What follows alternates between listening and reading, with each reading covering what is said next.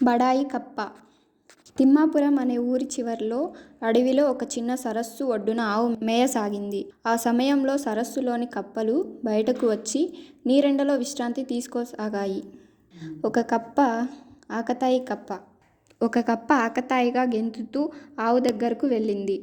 ఆవు గడ్డి మేస్తూ అటూ ఇటూ కదులుతున్నప్పుడు కప్ప దాని కాళ్ళ కింద పడి చనిపోయింది.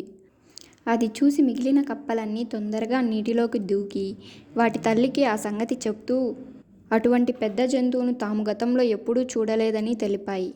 అతి పెద్ద జంతువు ఏంటని ఆలోచిస్తూ తల్లి కప్ప కొంత నీరు తాగి తన శరీరం పెంచి, ఇంత ఉంటుందా ఆ జంతువు అంది.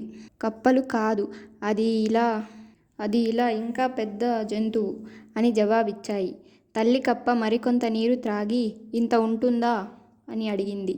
దానికి కూడా కప్పలు ఆ జంతువు ఇంకా చాలా పెద్దదని జవాబిచ్చాయి. తల్లి కప్ప అలా కొద్ది కొద్దిగా నీరు తాగుతుంటే దాని పొట్ట బాగా ఉబ్బింది. అయినా దాని పిల్లలు ఆ జంతువుకు దానికి పోలికే లేదని చెప్పడంతో అది బలవంతంగా మరికొంత నీరు త్రాగింది. దాని పొట్ట పగిలి చచ్చింది. నీతి: గొప్పలకు పోరాదు.